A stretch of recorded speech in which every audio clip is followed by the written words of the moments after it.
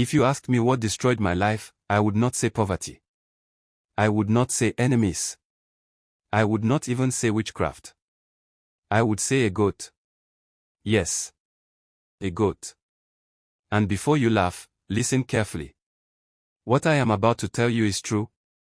My heart trembles every time I remember it. People in my village still whisper my name at night. Some say I was blessed. Some say I was foolish. But nobody knows the full story except me. Tonight, I will open my mouth and speak it. So that maybe, just maybe, my mistake will save someone else. I was 25 years old. Young, strong, and full of dreams.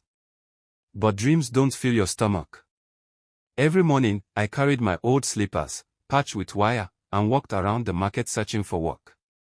Loading tomatoes, sweeping shops, carrying cement. Anything that brought in a few coins. I lived in a one-room mud house behind the old palm tree. The roof leaked. The window had no glass. Sometimes I slept hungry. People my age were already making progress, starting families, building houses, but me. I was just breathing. Nothing more. One afternoon, the sun was so hot it felt like it was burning my bones. I went to the livestock corner of the market, praying someone would need help so I could earn small money. That was when I saw her. A small black and white goat tied to a short wooden post. But the way she looked at me. My brother, my sister, it was strange. Not the empty look of an animal. It was like she was waiting for me. The seller said, "Take this goat, young man. She is stubborn but she will follow you." I laughed. Follow me to where?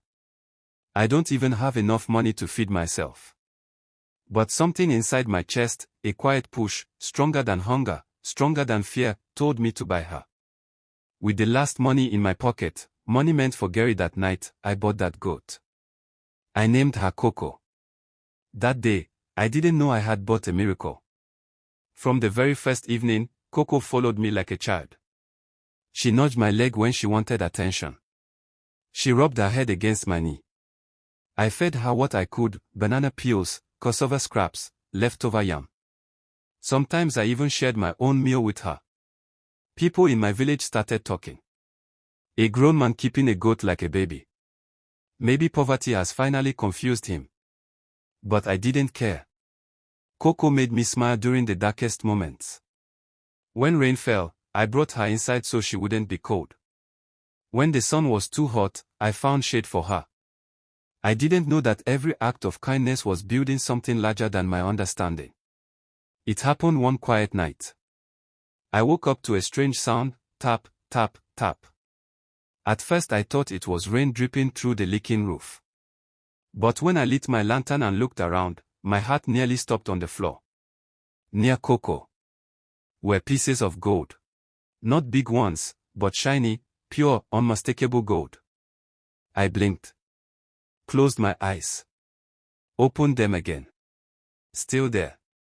I sat on the floor for almost an hour, shaking, trying to understand what I was seeing. The next night, it happened again. And the night after that. Small pieces of gold, always appearing near her. I never asked where it came from. I never told anyone. I just thanked God silently and kept treating Coco with love. Slowly, quietly, my life began to change. I saw the gold carefully, little by little, so no one would suspect anything strange. I repaired my leaking roof. Bought small farmland. Started a charcoal business. Then a grain shop. People were shocked. Is this not the same boy who used to carry loads in the market? Did he find treasure? Is he doing something secret? But I kept quiet. Every night, Coco dropped gold. Every morning, I fed her with gratitude. It wasn't just money I received. It was peace. Blessings moved in silence, like footsteps on wet soil. Life was finally becoming sweet. But if wealth enters your head, it pushes wisdom out. As my business grew, I became busy, proud, distracted. I hired workers. Opened 2 more shops. Started attending village meetings. People respected me. Some even envied me. But the more my life improved, the less time I had for Coco. I still fed her, but without the affection I used to show. I still let her stay in my house, but I didn't talk to her anymore. I didn't notice the sadness in her eyes. Not until the day everything collapsed. That evening, I returned home angry. 2 workers had fought in my shop. A customer insulted me. The whole day was filled with stress. I opened my door, dropped my bag, and sat down heavily. Coco, excited as always, jumped toward me. But instead of patting her head, I pushed her away. "Leave me alone," I shouted. My voice was harsh. My words were sharp. Coco stopped moving. She looked at me, not like an animal, but like someone whose heart had just broken. Her eyes were wet. Her ears dropped. She stepped back slowly. For the first time since I bought her, she made a sound I had never heard, a deep, painful cry. Before I could move, Coco's body shimmered like heat rising from the ground. Her shape blurred. Her hooves faded. And she disappeared. Vanished. Gone. Without a trace. Like she had never existed. At first I thought it was a hallucination.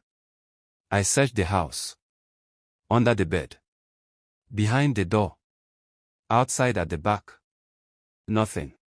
The next morning, no gold. The night after, nothing. For 7 nights straight, silence. My heart grew heavy. I knew I had destroyed my miracle with my own foolish tongue. Everything I built started to collapse slowly, painfully. Workers left. My shop stopped making profit. Debts rose. I had to sell my farmland. Then my second shop. Then my grain store. Every day I woke up poorer than the day before. Until I returned to the same one-room house where I once started. But this time, the room was emptier. Colder. Full of regret. People say wealth is lost by thieves and witches. They lie. Wealth is lost by pride. By ingratitude. By forgetting the source of your blessing. I didn't lose Coco because she was just a goat. I lost her because I stopped being the man who deserved the miracle she brought. If I had just held her that evening. If I had just whispered, "Thank you," maybe she would still be here. Maybe my life would be different. But regret does not cure yesterday. If you ever receive a gift, a job, a friend, a partner, an opportunity, or even a mysterious blessing you don't understand, treat it well. Respect it.